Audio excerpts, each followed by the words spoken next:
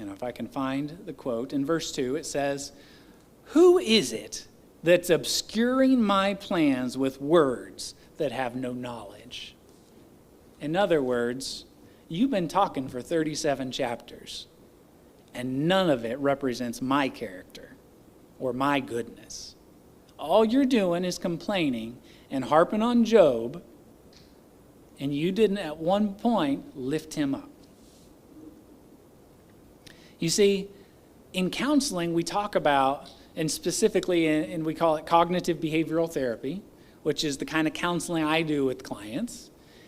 The idea is that our thinking impacts our feelings, and our feelings impacts our actions. So if I'm going down the road and I'm thinking in my head, why is everybody going so slow?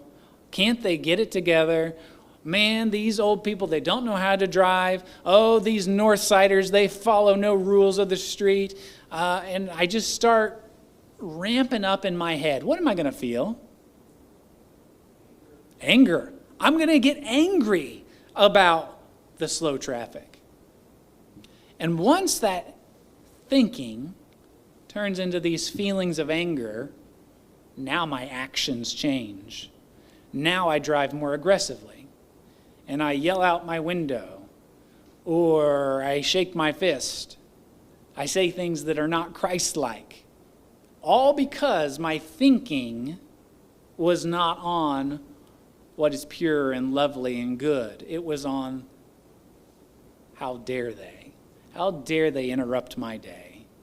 See, negative thinking cycles, they can come from anywhere. They can be about self-worth. They can be about our circumstances.